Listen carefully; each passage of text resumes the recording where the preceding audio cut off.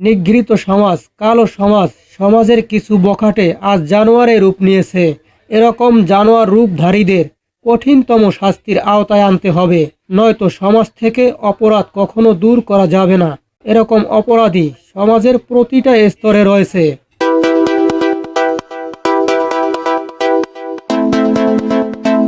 আমি আমার নিজের একটা ঘটনা বলি।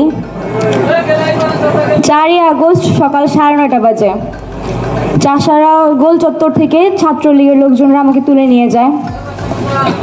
প্রায় 20-25 জনের লোকজন মতো ছিল। তো সেখানে আমাকে তুলে নিয়ে গিয়ে তুলারাম কলেজের ওইদিকে কলেজ রোড ছিল, কলেজ রোডের গলিতে মেবি আজমির ওসমানের বাড়ির নিচে আমাকে ওখানে একটা অফিস ছিল, সেই অফিসে নিয়ে যায়। টেনে হিঁচড়ে আমাকে মারতে মারতে নিয়ে যায়। আশেপাশে অনেক মানুষজন ছিল, কিন্তু কেউ সামনে আসে নাই আটকানোর জন্য। তো তারা ওইখানে আমাকে মারধর করে আমার ফোন টোন সব কিছু নিয়ে যায়। তারপর সে অফিসে নিয়ে যাওয়ার পর প্রত্যেকটা মানুষ অনেক বাজে বাজেভাবে কথাবার্তা বলছে, অনেক বাজে গালিগালাজ করছে, আমার ফ্যামিলি নিয়ে অনেক কথাবার্তা বলছে। এমনও কথা বলছে যে আন্দোলন করো, আন্দোলন একদম ভরে দিব, এইসব বাজে কথাও শুনতে হয়েছে।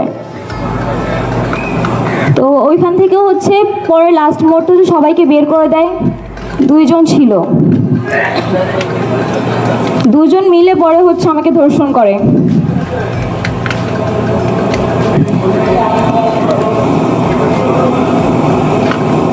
এটা এখন পর্যন্ত কোনো মিডিয়াতে আসে নাই, কারণ আমি নিজেই আসতে দেই নাই। বাট যারা পারতো এটা সলিউশন করতে পারতো, এখনো পর্যন্ত তারা ঘুরতেছে, তাদের কোনো শাস্তি হয় নাই।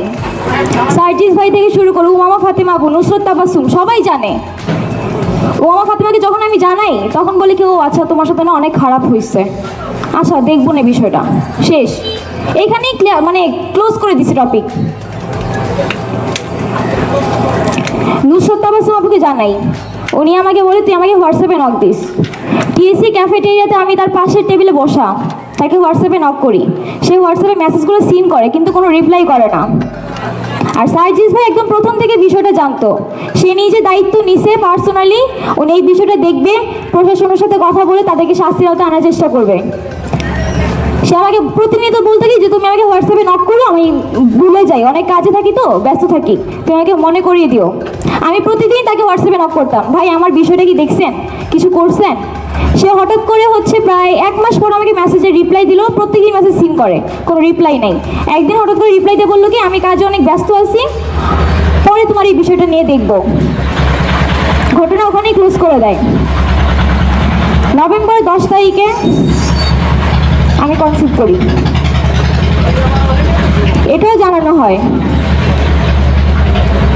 যেদিন সকালবেলা ভোরবেলায় আমি টেস্ট করি তখন 5:30 বাজে ভোর।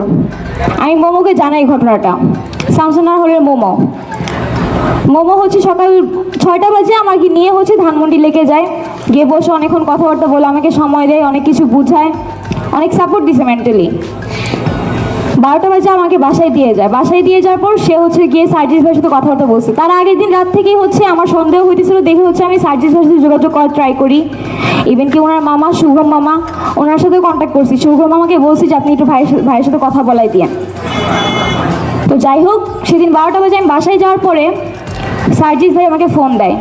ফোন দিয়ে বলে, মাহি তোমাকে আমি একটা নাম্বার দিচ্ছি, একটা নাম দিচ্ছি, তুমি এই ম্যামের কাছে যাও, উনি পপুলার ডক্টর, ওনার কাছে যাও, কি কি করা লাগবে উনি তোমাকে বলে দিবে। এতটুকুই বলছে, আর কিছু বলে নাই। তখন আমি আজিমপুরে একটা বাসা নিয়েছিলাম, আমার সাথে আমার রুমমেটও ছিল। ওরা আমাকে যথেষ্ট সাপোর্ট করছে।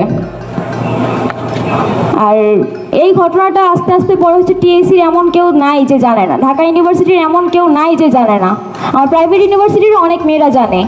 আমি রিমিয়াপুর কথা বলি, আমাদের নির্বাহী সদস্য, উনিও বিষয়টা জানে। উনি শুধু বলছে কি হ্যাঁ আমি বিষয়টা দেখতেছি, দেখি কি করা যায়, কিন্তু এখন পর্যন্ত কোনো কিছুই করতে পারে নাই। যেই 2টা লোক এই কাজগুলো করছে তারা এখন পর্যন্ত ঘুরতেছে, তাদের কোনো শাস্তি এখনো হয় নাই। যাদের জন্য আমি আমার লাইফটাকে নষ্ট করছি, যে আন্দোলন, এই আন্দোলনের পরেও কেন এখন আমরা বৈষম্যের শিকার হইতে হয়? এগুলোর জন্য কি আমরা আন্দোলনে নামছিলাম? আমার তো সামনে ফিরে তাকানোর কোনো রাস্তাই নাই।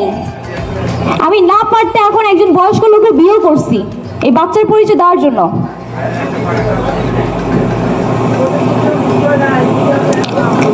তো যাই হোক, ডিসেম্বরের 31 তারিখে আমার বাচ্চা নষ্ট হয়ে গেছে আনফর্চুনেটলি। ওইটা ওখানে ক্লোজ হয়ে গেছে, এটা নিয়ে কোনো সমস্যাও নাই। তবে আমার কথা হচ্ছে এখানেই যে জুলাই আন্দোলনে 6 মাস পার হয়ে গেল, আমার এই বিষয়টা সবাই জানে, এমন কেউ নাই যে জানে না। এখনো কেন তাদের শাস্তি হলো না? আমি কেন আমার ন্যায্য বিচারটা এখনো পাইলাম না? সবার কাছে আমার একটাই অনুরোধ যে আর যাই করেন মেয়েদের সাথে এইসব কাজগুলো করেন না। মেয়েদেরকে একটু হইলেও জায়গা দেন, তারা যদি প্রত্যেকটা সেক্টরে যদি কাজ করতে পারে, স্বতঃস্ফূর্তভাবে অংশগ্রহণ করতে পারে। এই সরকারের কাছে আমার এইটাই চাওয়া।